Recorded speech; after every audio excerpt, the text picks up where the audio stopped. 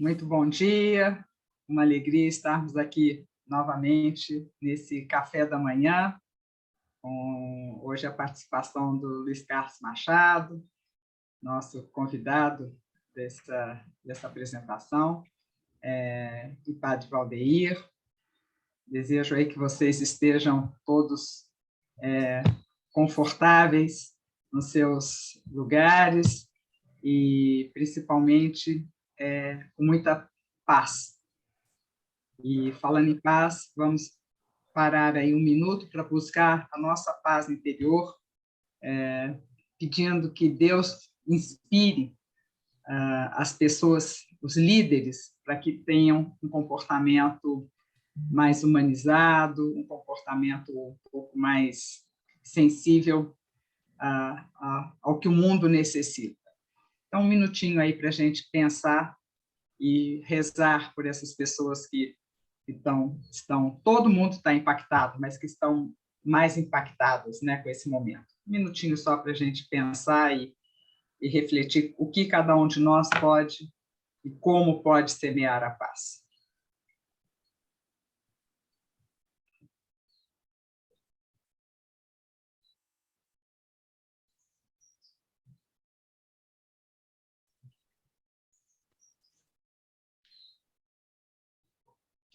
Muito obrigada, espero que seja realmente uma manhã muito inspiradora e que a gente consiga aí trazer um pouco de alegria e conhecimento, e agradeço mais uma vez aqui a presença do Luiz Carlos, que hoje nos atendeu, e eu tenho a grande alegria de dizer que ele é primo, e 2 vezes, porque ele é casado com uma prima muito querida que está nos acompanhando lá da Espanha. Temos aqui o nosso assíduo participante também, querido José Roquete. Temos o pessoal, então atravessamos o oceano, e também é irmão da minha cunhada. Das pessoas assim, a Silvinha, que é casada com ele, fala: vocês não conhecem, mas para nós é das pessoas assim, falando em paz, é a pessoa da paz.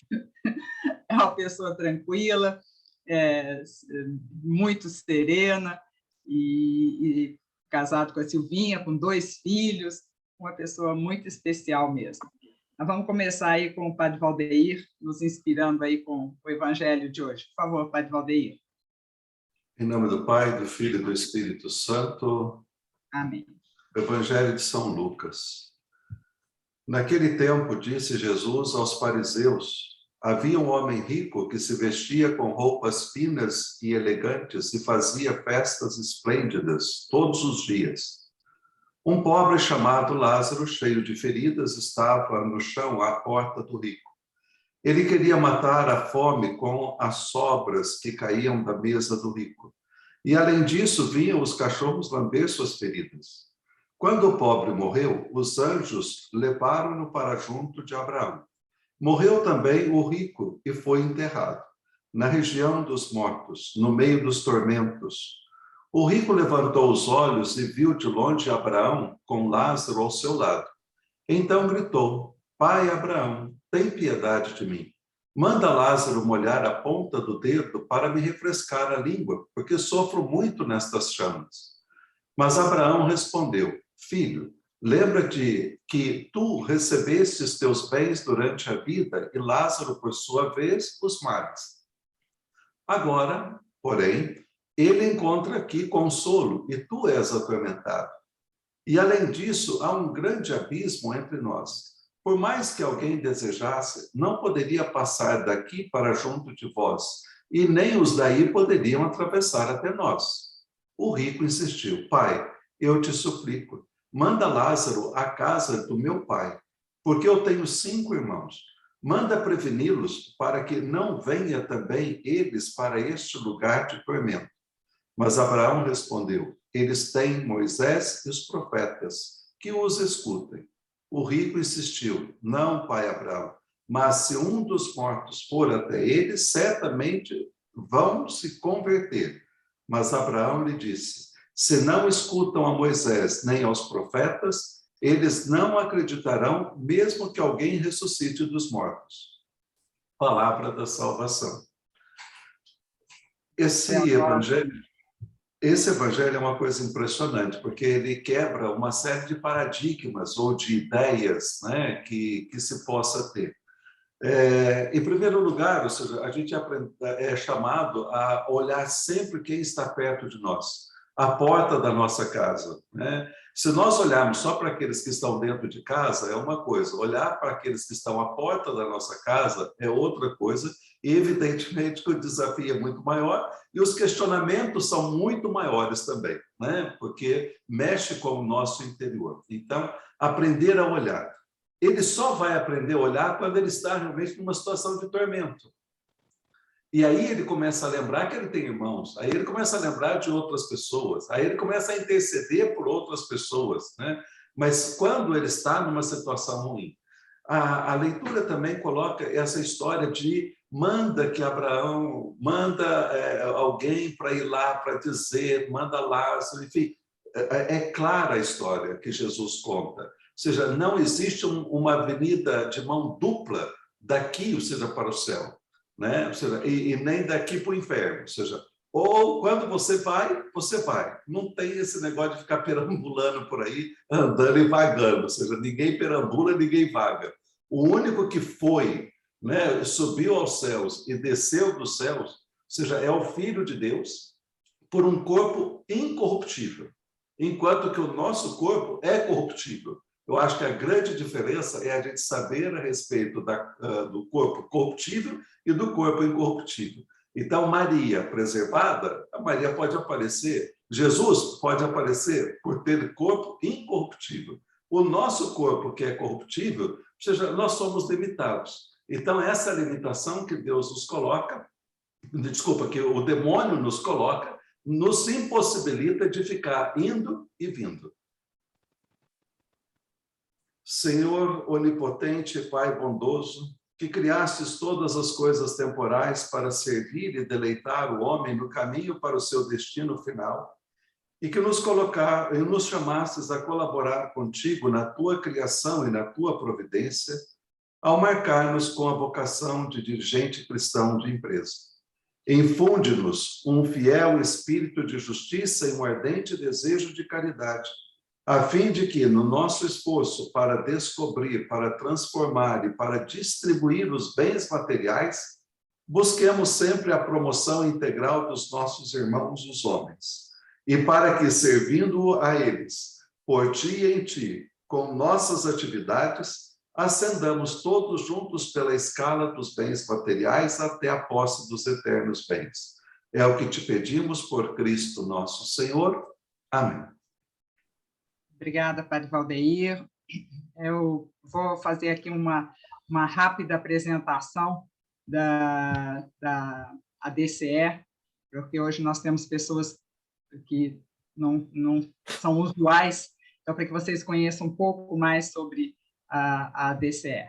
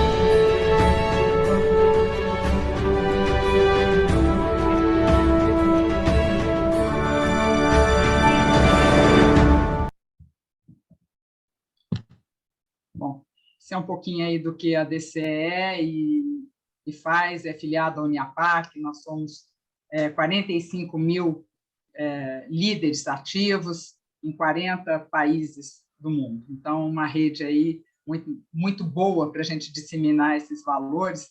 E, feito o padre Valdeir estava falando de corruptível e não, né? Então, que a gente consiga disseminar os valores e diminuir a corrupção, falando em corrupto, né? Uma coisa que chega mais ou menos nesse caminho.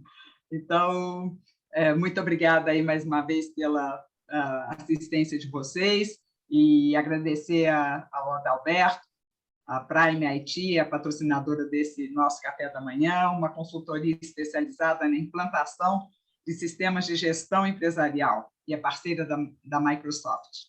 Então, se vocês precisarem aí de alguém, uma consultoria muito séria e não corruptível, procurem a Prime. O Luiz Carlos, né? A família está aqui, viu, Luiz Carlos? Não sei se você está vendo aí. Faça bonito, né? Irmã, a esposa, Bel, Silvinha, estamos aqui todos aí querendo ouvir aí e desfrutar dos seus conhecimentos. O Luiz Carlos é mestre em engenharia nuclear pelo Instituto Militar de Engenharia e trabalhou na área de salvaguardas nucleares na Agência Internacional de Energia Atômica. O cara é fera, viu? Eu vou dizer para vocês que eu tive o privilégio de estar com ele na ONU e o nome dele está gravado lá na parede da ONU. Então, nós temos aqui uma pessoa, essa cara e essa tranquilidade, não sei muito como é que ele, da onde vem. E foi Prêmio Nobel da Paz em 2005, concedido à Agência Internacional de Energia Nuclear, aos seus profissionais, que é esse que eu citei agora, e assessor da presidência na INB e diretor de recursos minerais. Luiz Carlos, tem um currículo enorme aqui, que eu não vou ficar falando, porque é muito mais importante a gente te ouvir e saber aí o que você pode nos compartilhar aí dos seus conhecimentos. Obrigada, Luiz Carlos, por favor. Bom dia a todos, obrigado, Gigi, pelas palavras, Padre Valdeir. O que a gente está querendo aqui apresentar, não gostaria de apresentar, na realidade, né? Eu estava pensando e estava torcendo, não que a gente não possa apresentar um seminário desse tipo, mas eu falei, poxa, seria tão bom se já tivesse terminado essa guerra, né? E a gente não precisasse estar apresentando qual é o risco, né? A gente estaria numa outra... E vamos torcer, continuar rezando para que eles tenham um consenso e que terminem logo com essa guerra que já matou, pelo menos aqui, pelas minhas informações, em torno de umas 13 mil pessoas já foram mortas nessa guerra. Eu vou colocar a apresentação, você me ajuda, Gigi, só para dizer se está... Tranquilo, pode ir. Tá ok, tá joia. Só põe na apresentação. Bom, assim, vocês estão me escutando bem? Sim. Estamos escutando. Tá, está clara a apresentação aí? Tá claro. Você tem como colocar na apresentação, lá na forma apresentação? Okay. Lá em cima do lado esquerdo. Apresentação de slide personalizado. Já está assim. Tá bom? Então, vamos lá. Então, o tema é esse. Na atual conjuntura, qual é o risco de um conflito nuclear? Gigi, atendendo aqui as minhas duas assessoras, a Sílvia, que está lá na Espanha, e a Marina, que está fazendo um doutorado também, ela falou, pô, pai, você teve tanta... Você fez um doutorado na França, foi tão difícil, você não... E a Gigi não colocou no currículo que você fez um doutorado, então eu coloquei aqui doutor Luiz Carlos, só para dizer que eu fiz um doutorado na França. Aliás, uma observação interessante é que, logo que nós chegamos na França, os primeiros a chegarem lá para nos visitar foi o seu pai e a sua mãe, Gigi, que foram nos visitar junto com o Carlão e a Nezinha. Foi um prazer. Isso que dá a gente ter muita intimidade com o apresentador, né? Daqui a pouco eu já vou começar a te chamar pelo apelido, né? Aí a gente não consegue dar essa celeridade ou essa celebridade toda que porque realmente das pessoas... Foi um início fantástico, né? Conhecendo bem seu pai e sua mãe, né? Foi um início já muito, muito fantástico, né? Foi muito bom.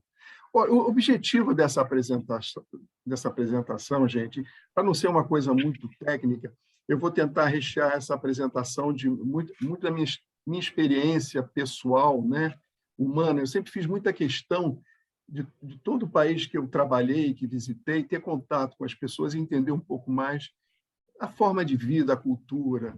Isso é uma coisa que a Agência Internacional de Energia Atômica, vocês vão ver mais à frente do que se trata, me proporcionou. Então, a minha apresentação vai ser basicamente uma perspectiva histórica, né? Quando a gente fala em conflito nuclear, a gente tem que se remeter como foi o desenvolvimento da área, né, nessa área, né, nessa parte de armamentos nucleares. Depois vou falar um pouco sobre a Agência Internacional de Energia Atômica, que é responsável pelo controle do material nuclear no mundo, né, e dos tratados que foram firmados com diferentes países. Vou dar só tem um slide com alguns controles, algum tipo de trabalho técnico que a gente faz. A minha experiência, como eu falei para vocês, muito pessoal, a parte do trabalho técnico, mas que dá um pouco, que de alguma forma vai de encontro, ou que talvez possa explicar um pouco a situação que hoje tanto a Rússia e a Ucrânia estão vivendo. Os riscos associados a um evento, né, que é o tema da palestra, né?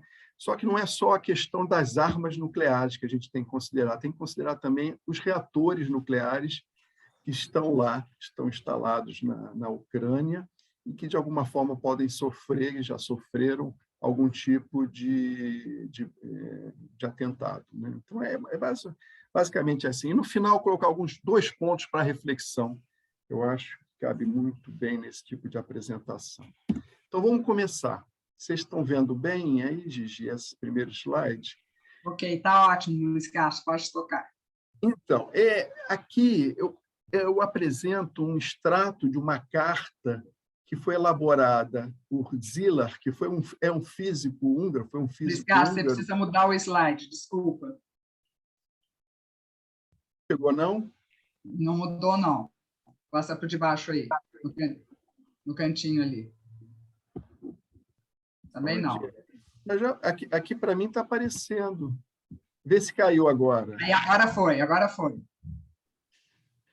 Tá? Agora mas já não está no formato apresentação. Vamos continuar assim, então. Estão vendo bem? Estamos vendo. Está no extrato da carta do Einstein. Então, é isso. Vamos continuar, então, dessa forma, que talvez seja mais fácil. Então, o que tem? Essa carta ela foi uma carta famosa porque ela foi escrita tanto por o físico húngaro Szilard e por Albert Einstein, e que foi enviada ao presidente americano em 1939, dizendo sobre a possibilidade de que, baseado em pesquisas que tenham sido feitas na Europa por Fermi, que foi um cientista italiano, e Joliot. Joliot foi um físico casado com a filha da Madame Curie. Então, todo mundo trabalhando nessa como vocês, não sei, Madame Curie, se Marie Curie foi uma polonesa, e foi ela que descobriu a radiação. Na realidade, a radiação foi descoberta por um outro francês, Becquerel, mas ela deu continuidade a essas pesquisas. Então, eles estavam percebendo que existia a possibilidade de que essas reações nucleares, que geram uma energia muito grande, pudesse ser utilizada para a construção de artefatos nucleares, de bombas. Então, já alertava o presidente americano sobre isso. Então, essa foi a carta do Szilard e do Einstein ao presidente Roosevelt, em 1939, alertando para isso, que essa bomba poderia ser... Ele relata dessa forma, uma bomba poderia ser levada para um navio, jogada a um porto e poderia destruir. Em função disso, criou-se, nos Estados Unidos, um projeto chamado Projeto Manhattan. Eu vou seguir aqui, vamos ver se vocês estão vendo o próximo slide. Sim, então, estamos vendo. Luiz Carlos, lá em cima do lado esquerdo, se você colocar aqui, ó, lá em cima, eu acho que entra como apresentação... Não, mais no outro. Do lado. À direita. Do lado, para a direita, do outro lado. Aí, vai lá. Vamos ver. Clica nele. Apresentações personalizadas, é isso? Slide. Não, fecha aí. Lá em cima aqui, ó, Salvamento automático lá em cima, lá em cima. Sobe mais para a direita. Anda com a setinha. Mais. Anda mais para a direita. Mais para a direita. Aí. Vê. Vê se funciona. Mas eu estou achando engraçado. Vocês não estão vendo, não? A terceira Não, slide? tá bom. Vai, vamos tocar assim mesmo. Bora. Para mim está aparecendo... Projeto Manhattan. Está aparecendo o Projeto Manhattan? Sim, Projeto Manhattan. Então está funcionando, né? Tá joia, tá ótimo. Então, esse projeto foi um projeto que os americanos desenvolveram junto com o apoio do Reino Unido e do Canadá, e que produziu essas primeiras bombas atômicas. O que eu acho importante aqui salientar que foi um projeto onde se juntaram uma série de cientistas no mundo com o objetivo de desenvolver uma tecnologia que, infelizmente, levou para essas bombas. E isso é uma coisa que é interessante. O gênio humano, né, consegue desenvolver artefatos, desenvolve tecnologia. Recentemente, por exemplo, estamos vivendo ainda a pandemia, mas os laboratórios no mundo todo, de alguma forma, desenvolveram uma vacina num tempo recorde, né? Então, você vê como nós temos uma capacidade de desenvolver coisas muito boas e, ao mesmo tempo, coisas muito destrutivas, né? Essa capacidade do ser humano é muito interessante para a gente analisar, né? Isso vai depois entrar numa reflexão. Eu tive a oportunidade de fazer um treinamento nesse local. Isso era o meu grupo, a Agência Internacional de Energia Atômica, eu vou falar logo depois, todo ano seleciona alguns profissionais no mundo para trabalharem lá e para servir. Então, esse foi o meu grupo, essa fotozinha aí. Então, tem pessoas de vários países. Então, é muito interessante você ter esse contato com as diferentes culturas. Eu vou dar um exemplo agora, para quebrar um pouco toda essa apresentação, de um coreano do Sul. Tem dois coreanos que eu tive a oportunidade de conversar bastante. Falaram assim, Luiz, você sabe que na época dos meus avós aqui na Coreia, a gente passava fome, meus avós passavam fome. Era uma dificuldade muito grande conseguir alimentação. Houve uma revolução aqui na Coreia do Sul, onde se investiu muito em educação. A educação se tornou a prioridade do país. Então, as crianças, desde pequenininho, hoje, na Coreia do Sul, elas são realmente educadas, mas de uma forma que eu acho que se aplica bem no Oriente. Aqui, para nós, talvez seja mais difícil. Existe uma competição muito grande desde criança para que eles possam se desenvolver. Ou você se torna um profissional bem-sucedido, ou então algum atleta, mas, fora isso, você fica um pouco à margem da sociedade. Então, você vê que, às vezes, esses... Eu estou falando isso porque tanto o Brasil quanto a Coreia do Sul, na década de 50, estavam no mesmo estágio em termos do desenvolvimento nuclear.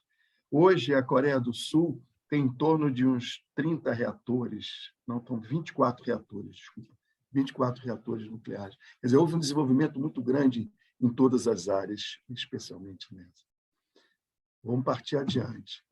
Vamos ver se eu consigo seguir aqui na minha... Engraçado agora. Ô, Luiz Carlos, você quer que eu faça a apresentação para você? Eu tenho só... Foi? Entrou o slide agora? Não. Eu estou com ela aqui. Você quer que eu passe e vá passando para você? Não, eu fiz algumas mudanças, eu não sei o que está acontecendo, mas eu falo assim, está aparecendo agora? Agora sim, foi. Então tá, já sei como é que eu vou fazer. Vocês estão vendo, né? Nós estamos nas cidades candidatas, tudo bem, né? Então, a Agência Internacional de Energia Atômica, ela foi criada... Espera aí, acho que faltou um slide aqui para trás. Eu acho que você pulou um. O 4, pulei aí. Sim. Desculpa, eu pulei esse aqui, que é a criação da Agência Internacional. Então, a Segunda Guerra Mundial, ela culminou com aquelas explosões terríveis, né, em Hiroshima e Nagasaki, e em função disso, criou-se a necessidade de uma organização para contabilizar e controlar esse material nuclear no mundo. Existe um questionamento muito grande primeiro que jogar bomba já é inadmissível, né? Então, aqueles mesmos cientistas que, de alguma forma, escreveram a carta alertando o presidente, na época, sobre o perigo ou sobre a energia que poderia ser gerada na bomba, esse mesmo cientista, o Zila, junto com outros cientistas, mandou uma carta, na época, eu acho que era o Truman, que lançou a bomba no Japão, dizendo que para não fazer isso, porque seria terrível, causaria a quantidade de mortes seria muito grande, mas mesmo assim ele lançou. E pior que não lançou uma só, lançou 2 bombas, sim, e realmente sem necessidade, né? Isso com o objetivo de terminar uma guerra, mas de qualquer maneira isso é complicado. Mas em função disso, criou-se a Assembleia Geral estabeleceu uma comissão de energia atômica, que virou a Agência Internacional de Energia Atômica em 1953. Foi o discurso do presidente Eisenhower, americano, Átomos pela Paz. Houve uma contribuição muito grande ao desenvolvimento da ciência em todos os países. Aqui, o Brasil foi beneficiado com o reator do IPEM, por exemplo, lá na cidade universitária, onde tudo isso foi cedido, ou, de alguma forma, a tecnologia foi passada para desenvolvimento de pesquisa em várias áreas, né? Porque a gente fala em nuclear, então dá a impressão, e isso, infelizmente, a fotografia que nós temos, aquele cogumelo atômico. Quer dizer, a área nuclear tem uma enormidade de aplicações que para a humanidade têm sido muito úteis nos tratamentos, né? Radioterápicos, raio-x, quer dizer, todos nós vivemos, de alguma forma, usufruindo do que o nuclear tem nos proporcionado. Como tudo, né, Luiz Carlos, tem o lado bom e o lado ruim, né? Depende de como você vai utilizar, né? Nós somos muito beneficiados também por essa descoberta, né? Principalmente nos tratamentos de saúde, né? E de geração de energia e tudo mais, mas, infelizmente, a gente tem um lado que, às vezes, foge do controle, né? Com certeza. Eu tinha um professor que me dizia o seguinte: Luiz, olha, é importante que todos os países tenham acesso às tecnologias, às energias, porque o mundo é carente de energia, né? Então, qual foi a primeira energia que nós utilizamos, né, para aquecer o homem? Foi o quê? Foi a madeira, foi o carvão. E até hoje nós estamos utilizando essa energia. Então, não tem como fugir a isso, né? Eu acho que a tecnologia nuclear tem uma importância, tem um papel importante. Mas, naquela época, essa é uma curiosidade, existia algumas cidades candidatas à sede da agência. Era Viena, vocês estão lendo aí, Genebra, Copenhague e Rio de Janeiro. O Rio de Janeiro poderia ter sido a sede da Agência Internacional de Energia Atômica. A gente analisando bem, fazendo assim uma análise fria, Viena, como é muito mais central, mais próxima aos outros reatores, você foi o local. Podia ter sido Genebra ou Copenhague, mas Viena foi uma cidade boa. A primeira sede de Viena, para quem teve a oportunidade de conhecer Viena, foi num hotel, o hotel que ainda existe, é o Grande Hotel. É um hotel que fica ali na Ringstrasse, uma das avenidas principais. E foi a primeira sede durante 20 anos.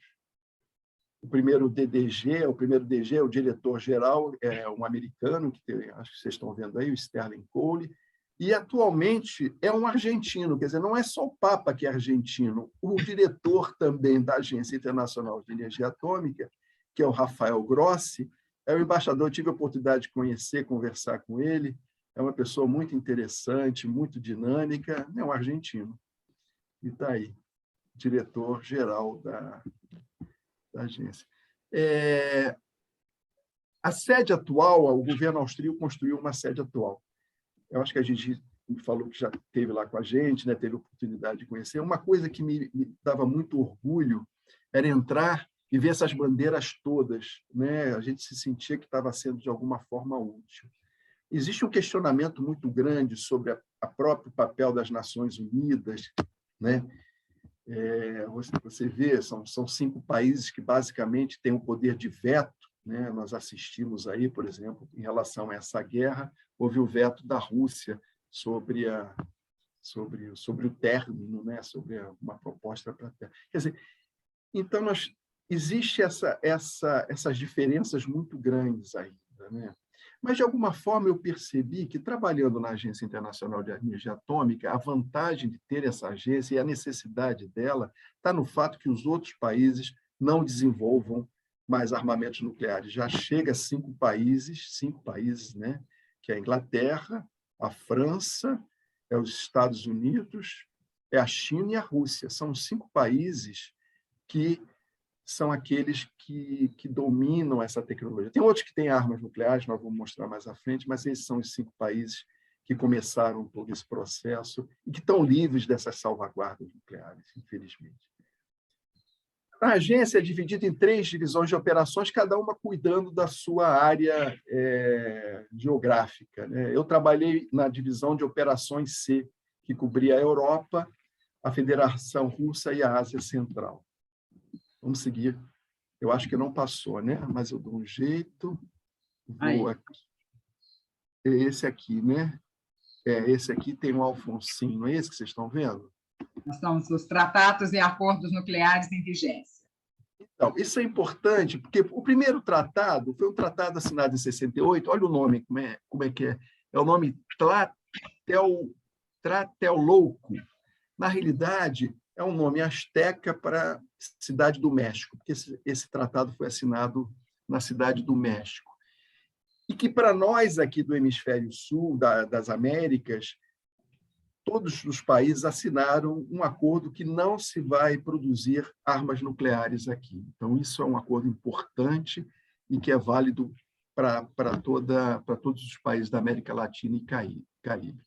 Em 68, também um outro tratado que foi assinado, são mais de 180 países, 180 e poucos países, que assinaram esse tratado de não proliferação de armas nucleares. É importante. Um outro que eu queria salientar, porque é de 91, é essa Agência Brasileira Argentina de Contabilidade e Controle de Material Nucleares, que foi criada entre Argentina e Brasil.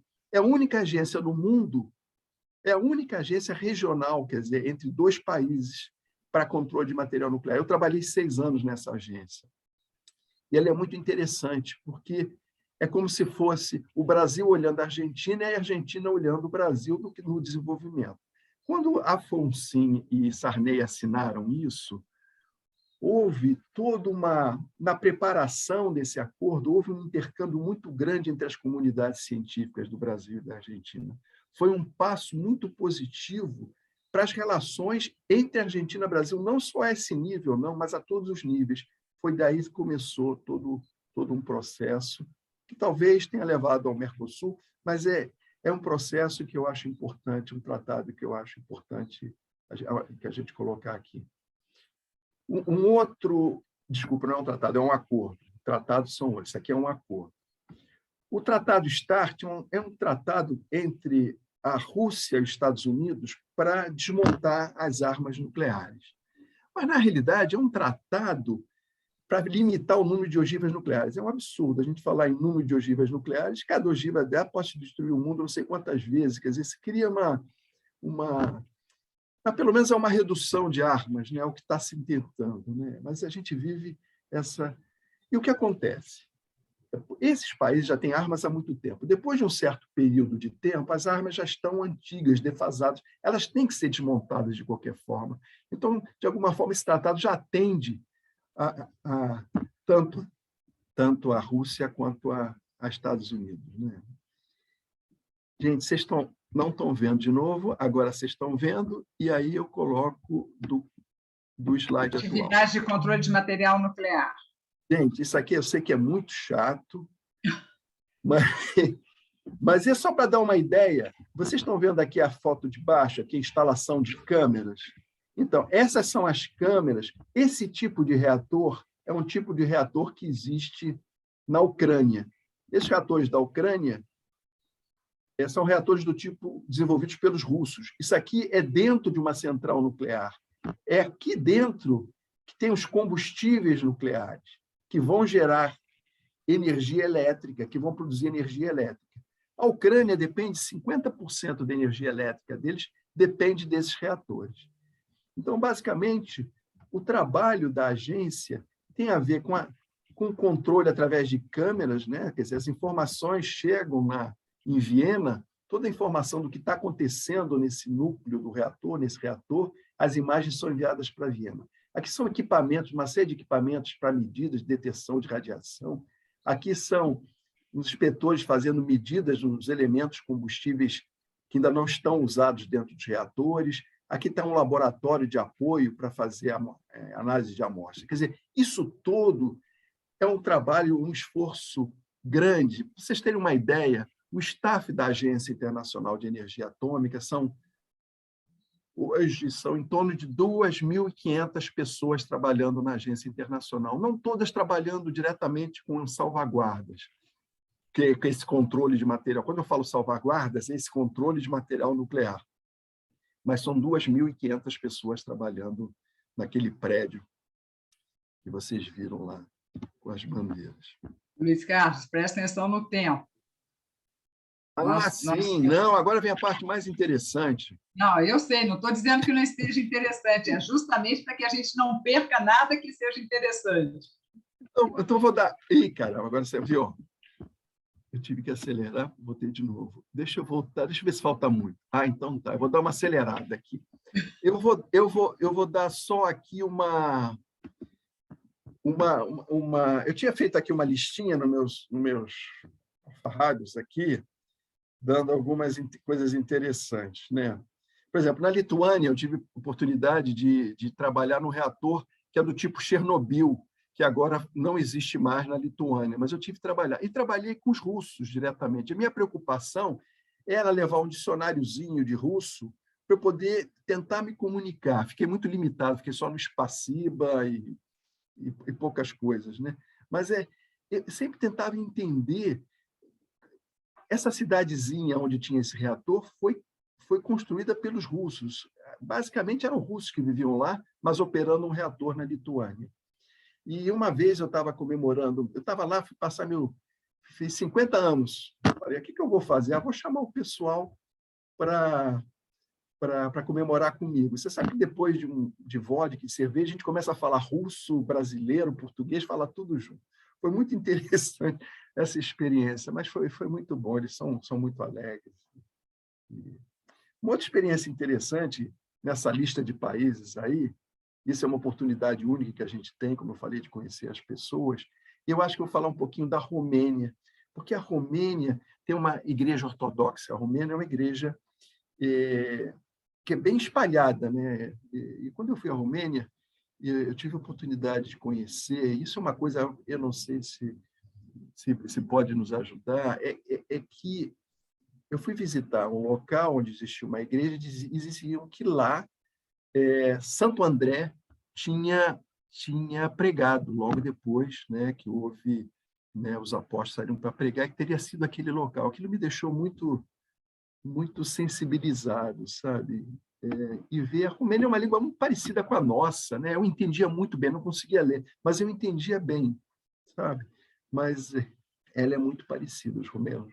Então são coisas assim interessantes, né? Sobre cada... Na Bulgária, por exemplo, tinha uma senhora que me acompanhava que me falava assim, Luiz, sabe, os jovens estão muito contentes com essa comunidade europeia, né? Se vocês forem ver a Bulgária, a população lá está crescendo, porque os jovens estão saindo da Bulgária e estão buscando empregos em outros países da Europa, né?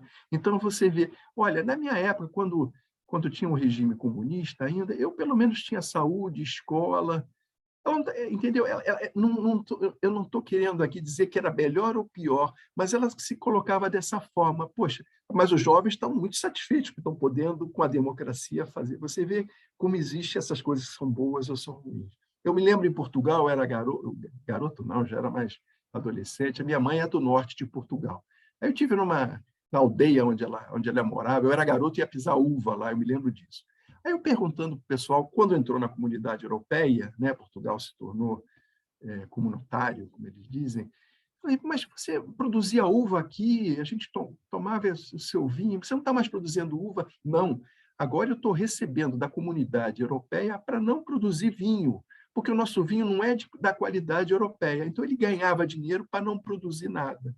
Então, isso você vê, são coisas assim. Bom, são esses exemplos assim que eu acho Luiz interessante. Tem uma Carlos, série de outros para contar a isso, história. isso que você está falando né, de uma ditadura, né?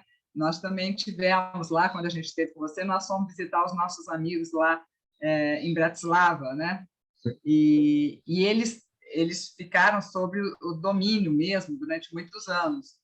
E, na ocasião que nós fomos lá, eles estavam assim, praticamente recém-saídos. E eles estavam dando cursos, porque os jovens não sabiam, nem muito menos os mais velhos, empreender, porque eles não estavam habituados a isso, porque o governo supria tudo.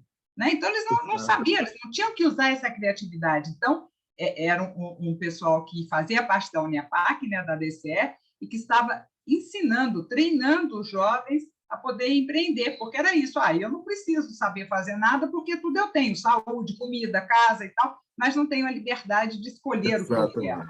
Exatamente.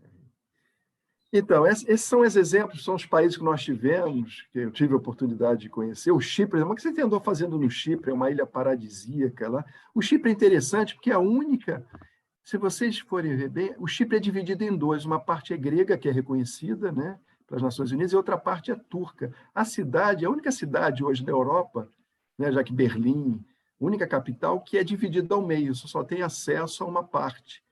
É interessante, mas ainda temos isso no mundo, né? O trabalho basicamente ficava entre 90 e 100 dias por ano fazendo esse trabalho de verificação em outros países. Agora eu vou entrar na parte, vai ser bem rápido, aí eu volto aqui de novo e faço isso aqui. Então, o que acontece? O risco hoje a um evento nuclear eu acho muito pequeno, muito difícil que aconteça, né?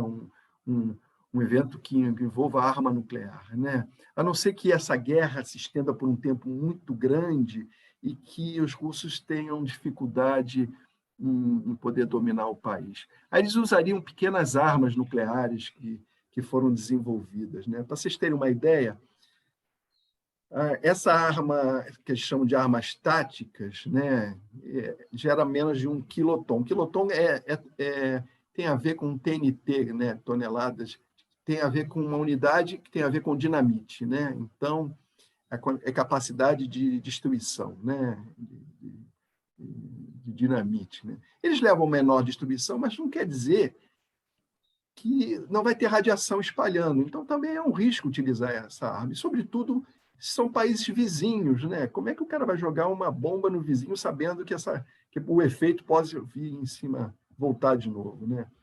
Também não seria admitido. Só para vocês terem uma ideia, a bomba de Hiroshima, essa é aquela foto que aparece. Essa é a imagem negativa da nossa área. Todo mundo, quando a gente fala em área nuclear, já pensa nisso, né? Então, para nós é uma dificuldade muito grande. A gente, por exemplo, estamos com outro projeto aí, e é difícil a comunicação com as pessoas, que não é só isso, né? Tem coisas boas que a gente tem que levar, né? Nós estamos com um projeto de uma mineração lá no Ceará, que é para a produção de fosfato, que a gente está precisando, né? Produção de fertilizantes, e, ao mesmo tempo, o subproduto é urânio. Então, nós vamos extrair do fosfato o urânio, que vai ser aplicado na agricultura e urânio na geração de energia. É claro que se forem usar armas de maior capacidade de destruição, aí, gente, vem uma outra guerra. Isso realmente não está as probabilidades de isso acontecer são muito pequenas. Agora, como a gente está tendo uma guerra entre uma nação que tem uma arma nuclear, a gente tem que ficar sempre de olho. Só para vocês terem uma ideia do absurdo, vocês estão vendo aí o quadrinho?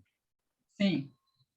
Então, esse é o número de armas, artefatos nucleares que tem espalhados no mundo. Eu falei que tinham 5 países, né? Os Estados Unidos, a Inglaterra, a França, a China e a Rússia. Agora, outros países vieram depois no barco, né? A Paquistão e Índia, que são vizinhos, um correu atrás do outro, né?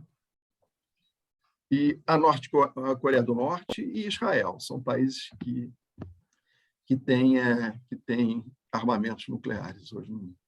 O importante é que a gente possa viver um mundo livre dessas armas. Aqui, gente, é só para mostrar para vocês a situação.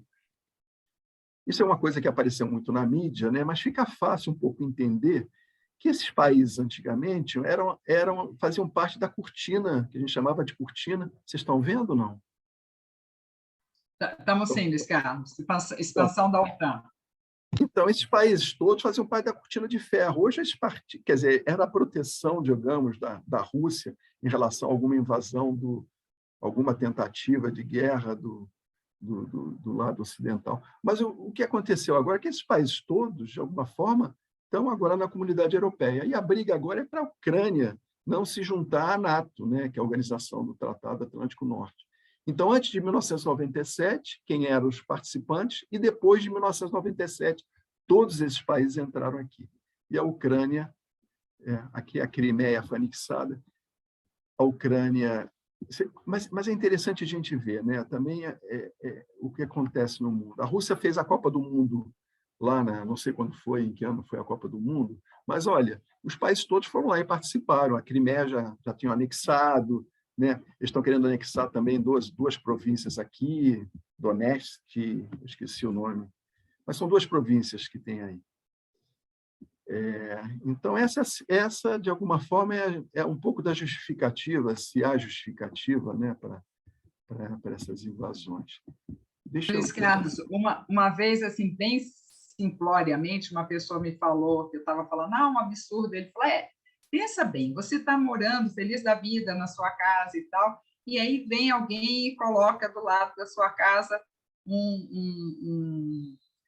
um espaço cheio de ladrões ou cheio de pessoas com armas e tal, você ia gostar, e aquelas armas apontando para a sua casa. Então, era essa a definição que ele fazia, né, desse momento lá da Ucrânia com a Rússia, né, que a Ucrânia estava, ao se associar à OTAN, né, fazendo isso, que estaria colocando, armando, né, quase que botar o ladrão no seu quintal. Essa definição seria uma definição muito fora do real? Então, deixa eu fazer, dentro disso aí, dentro dessa observação. A Ucrânia, ela, depois que houve o desmantelamento, né, da União das Repúblicas Socialistas Soviéticas, ela era o terceiro país com mais ogivas nucleares no território dela. Ela tinha praticamente, eu acho que eu tenho um número aqui, número de ogivas, mas é uma quantidade muito grande.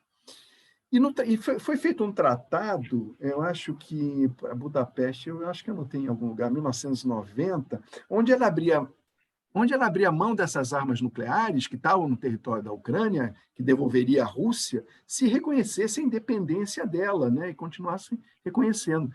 Quer dizer, o questionamento, às vezes, é assim, poxa, será que se a Ucrânia tivesse arma nuclear, a Rússia estaria invadindo a Ucrânia? Você vê que a gente pensa em arma nuclear, tem uma corrente, né, que pensa que a arma nuclear serve para defesa. Quer dizer, não... É uma arma que inibiria que um inimigo entrasse. Então, esse tipo de mentalidade também é complicada, né? Não sei se isso responde... É um pouco suicídio, é mais ou menos isso, porque se eu disparo, eu também vou acabar me lesando. Hoje, pensar no mundo que nós estamos vivendo hoje, com quantidade de países com armas nucleares, é complicado, sabe? A gente tem que realmente fazer uma força para que todos se conscientizem e que desmantelem, que acabem com essas armas nucleares, porque é complicado. Esse mapa, gente, é só para apresentar os países que têm reatores nucleares. Por que eu estou falando de reatores nucleares agora? Porque é um outro problema que pode acontecer, que talvez seja mais factível, embora o impacto não seja tão grande quanto uma arma nuclear, né? Então, esses aqui são os reatores nucleares na Ucrânia. O reator de Chernobyl não está aqui, aquele que teve o acidente, fica mais ou menos por aqui, se não me engano, fica por aqui. o reator que, acho que em 1986, se não me engano, teve aquele acidente que foi terrível também. Foi um erro humano que levou a uma série de testes que foram mal planejados, que levou a explosão e a liberação de material. Então, esses reatores...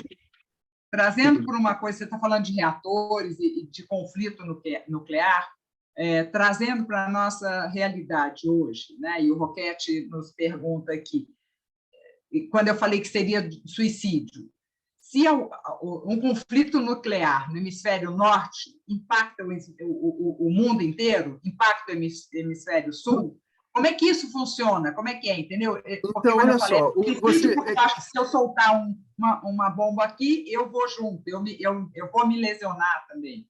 Como é que é isso? Vocês viram aquele slide que eu apresentei com os armamentos nucleares, né? Então, estão todos lá. O problema todo você tem os escoamentos atmosféricos, você tem as correntes, né? Então, vou dar um exemplo agora. Minha esposa está em Madrid e ela está sofrendo com a areia do Saara que está caindo lá.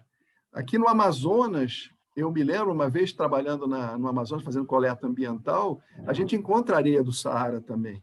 Então, o problema todo, é claro que os mais afetados vão ser do hemisfério norte, eles estão muito mais sujeitos aos impactos piores. Mas nós vamos estar livres de receber também a radiação dessa guerra. É claro que num menor nível. É engraçado. Uma carga menor, né? Uma carga menor, mas chega para todo mundo. Chega, mas vai ser bem menor do que do hemisfério norte. Uma vez estava em Grenoble, na França, né, trabalhando no centro atômico, centro de estudos, de pesquisa, na realidade, e a França era engraçado, porque a França é engraçado, uma maneira de dizer, mas eles disseram que quando teve o acidente de Chernobyl, que a radiação não chegou na França, o que não foi uma verdade, né? A radiação chegou lá e depois foi comprovada. Mas como a França tem um programa nuclear muito forte, eles não queriam dar essa imagem negativa, mas depois tiveram que assumir.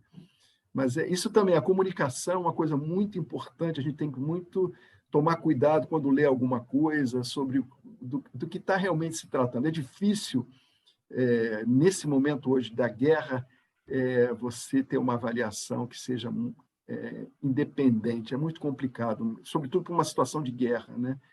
Basicamente, são esses reatores, né, nucleares, basicamente aquela foto que eu mostrei para vocês lá no início, é o tipo de reator que eles têm aqui. Ó. Tem 6 reatores. Esse aqui foi o mais afetado, né? Só tem 2 reatores funcionando. Na verdade, desses, eu acho que são 15 reatores, 8 estão funcionando, né? Deixa eu seguir um pouquinho mais. É interessante falar nesse momento que todo mundo preocupado com o clima, com sustentabilidade, né? A gente fica falando de uma coisa que vai ter um impacto gigantesco, né? O Carrão colocou aqui que ele fez um artigo, depois ele pode compartilhar conosco, né? Que é o cenário da Rússia e Ucrânia e a grande virada a favor da sustentabilidade. Quer dizer, como é que a gente, falando de sustentabilidade, de meio ambiente, isso vai ter um impacto violento, né? Qualquer detonação, né? Qualquer bomba que venha, isso impacta, feito você falou, lógico, com maior ou menor grandiosidade, mas impacta, né? Como é que o meio ambiente fica nesse panorama? É difícil a gente vê pelas fotografias, por exemplo, porque o único lançamento de uma bomba atômica foi no Japão, né? E a gente viu o grau de destruição que isso fez, né? E eu acho que nós teríamos... Eu não consigo conceber essa... porque vai na contramão, né, do que todo mundo busca, né? Que é Laudato Si do Papa falando, né? Do cuidado com a casa-mãe e tudo. Então, é muito... Está havendo um desleixo muito grande com a casa-mãe, né? Sobretudo, né, nessa área. A agência internacional, tem esse objetivo. Se tivesse mais poder para poder chegar no país, fazer sanção, mas nós não temos esse poder na agência, quando eu trabalhava lá, né? Tudo vai depois para aquela reunião da ONU em Nova York, onde quem veta, e acaba, não se discute mais. Entendeu? Eu acho que essa questão de sustentabilidade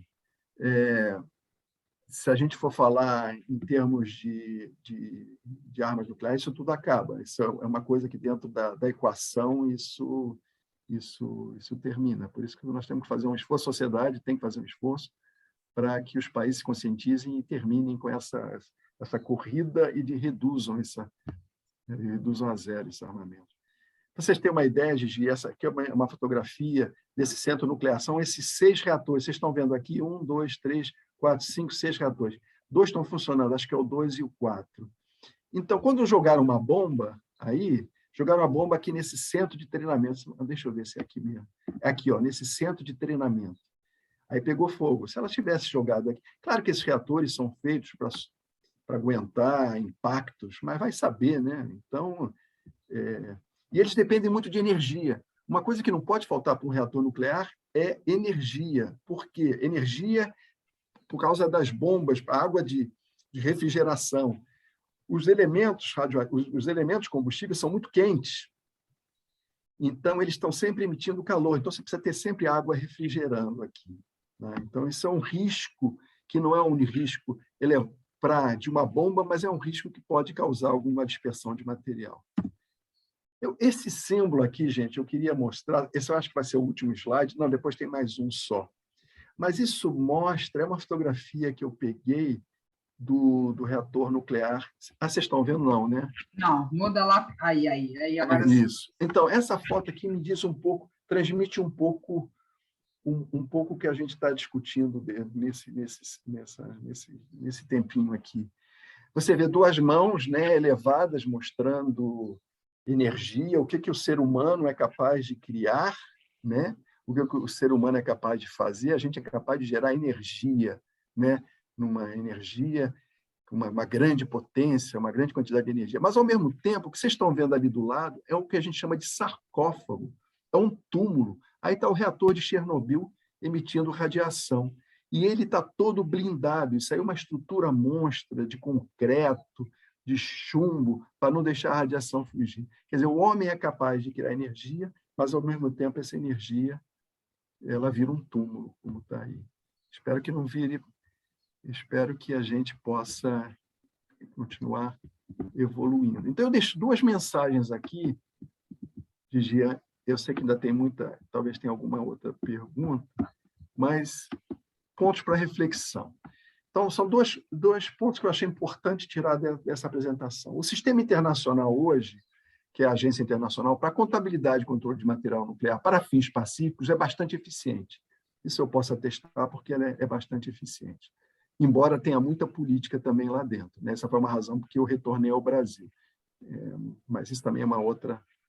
Não caberia aqui. No entanto, 5 países detentores de armas nucleares estão fora desse controle abrangente. Então, o que dá o direito a 5 países estar fora de um controle abrangente é porque eles têm as armas nucleares. Então, isso é tão nonsense, nesse desequilíbrio entre o que o país que merece ou que não merece, sabe, ter esse controle. Isso é uma coisa que a gente tem que refletir um pouco sobre o nosso mundo hoje, né?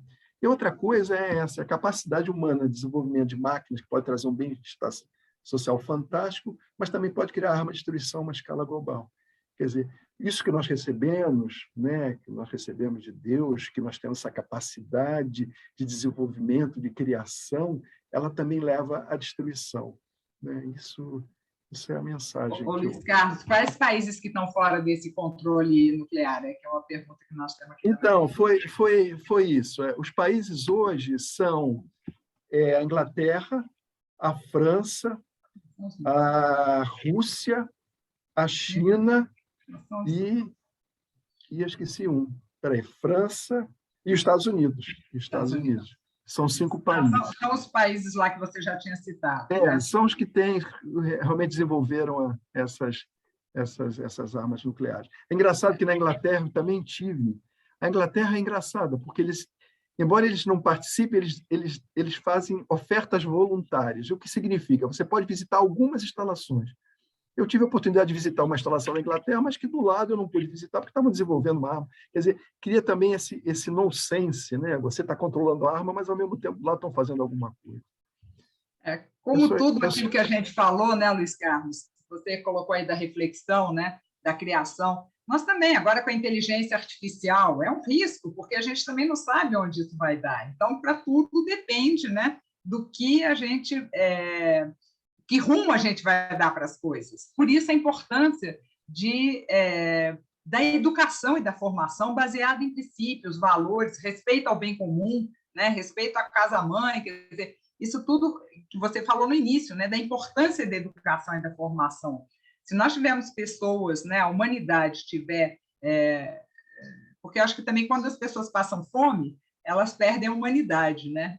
Elas passam para o outro lado, para o lado animal, né? Então, quando a gente tiver um mundo um pouco mais igual, né, na parte de condições de sobrevivência, né, de sobrevivência mínima, a gente também consegue ter aí um equilíbrio maior, porque você ficar falando de paz e né, disso tudo num momento que a pessoa está ali desesperada de fome, você ficar falando de ética e de tudo isso é muito difícil, né? Então, eu acho que é complicado. O Wagner pergunta aqui a possibilidade do Brasil mudar de categoria de energia para armas ou não.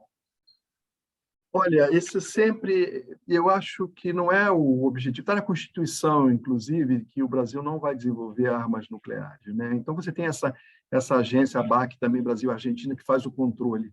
Isso garante que os dois países, de alguma forma, com uma relevância maior na América do Sul, eles não entrem por esse viés. Não é interessante, não é...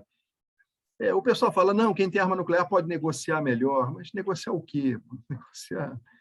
Eu sou muito cético em relação a essa questão do poder dos países, né? Esse Prêmio Nobel da Paz, deixa eu explicar um pouquinho para vocês, né? A gente recebeu o Prêmio Nobel da Paz em 2005. Na realidade, o prêmio foi oferecido à instituição, né, à Agência Internacional de Energia Atômica, e ao diretor da época, que era um egípcio, Baradei. Então, eu fico muito orgulhoso, né, de alguma forma, ter o meu nominho, como a Gigi falou, escrito lá, porque é um trabalho parece assim, não é um trabalho assim, social, mas tem um impacto mundial, porque a gente evita exatamente que outros países possam desenvolver armamentos, né? Agora a gente tem que acabar com o que tem por aí. Luiz Carlos, nós estamos aqui no nosso, já estourando o nosso tempo, até peço desculpa aí para vocês de ter invadido um pouco a manhã de vocês. Luiz Carlos, se você puder parar de compartilhar a apresentação, aí está a informação aí do Luiz Carlos, se vocês quiserem entrar em contato, é uma pessoa assim, super disponível, olha, incrível, e agradeço aí a sua disponibilidade em compartilhar conosco as suas informações e a sua vida, né? Porque a sua vida foi construída em cima desse conhecimento, né?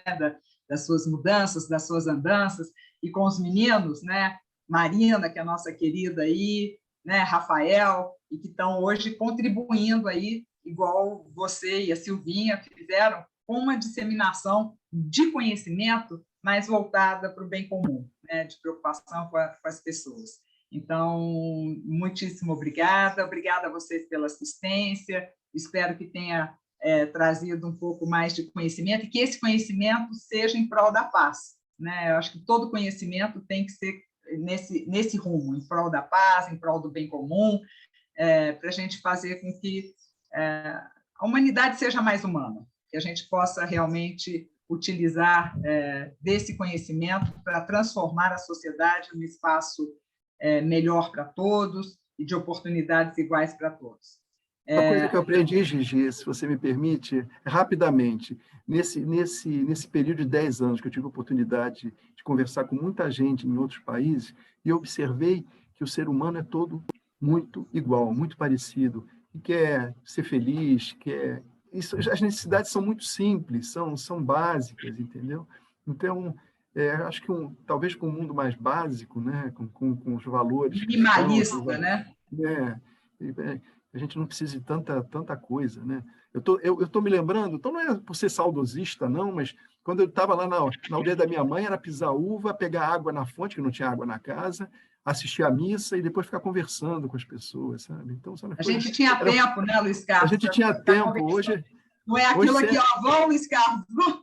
Hoje no metrô está todo mundo de celular. No metrô, meu Deus do céu, quem está olhando para o outro, né?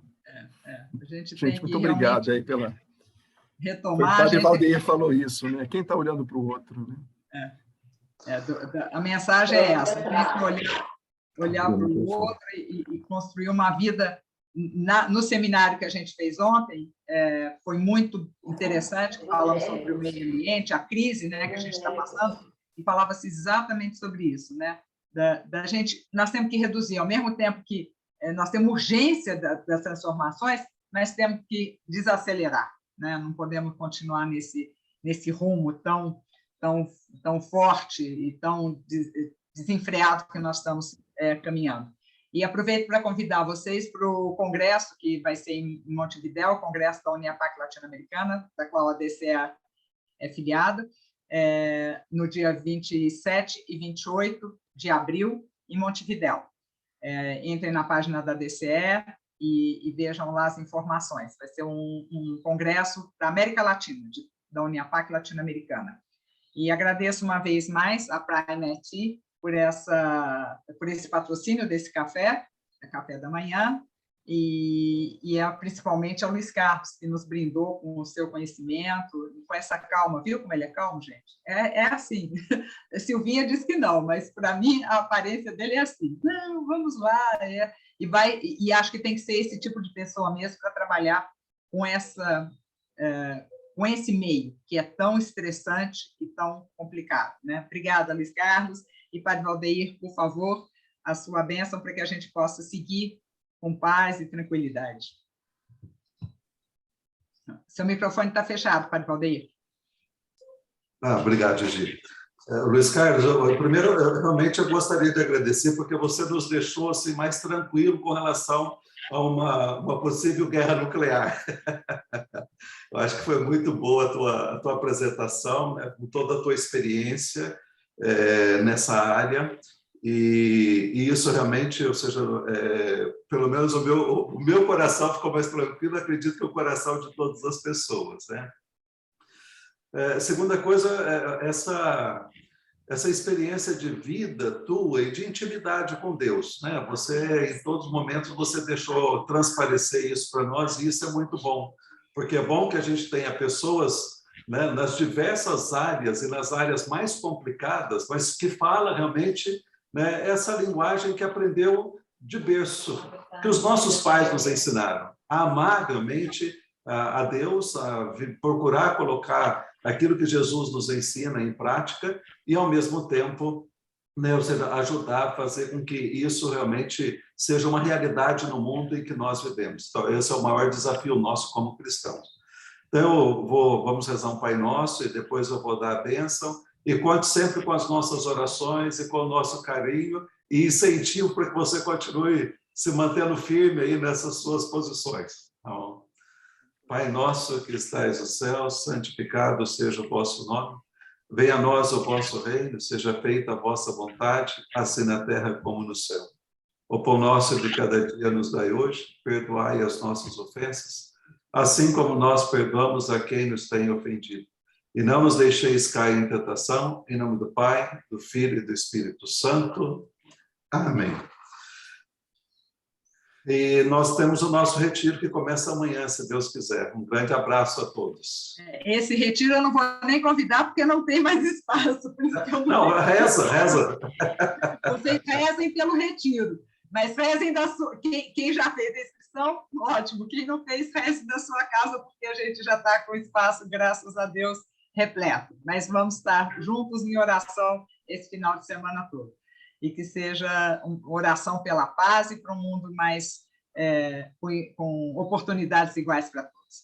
Muitíssimo obrigada pela presença de vocês, pela participação, pela assistência. Luiz Carlos, uma vez mais, muito obrigado. Doutor Luiz Carlos, porque a Silvia me cobrou aqui que ele é doutor. Eu falei, tá bom, ele é doutor, mas para nós é o nosso querido Luiz Carlos. Obrigada, Um bom final de semana para todos. Tchau, tchau. Obrigada. Então, obrigado, tchau.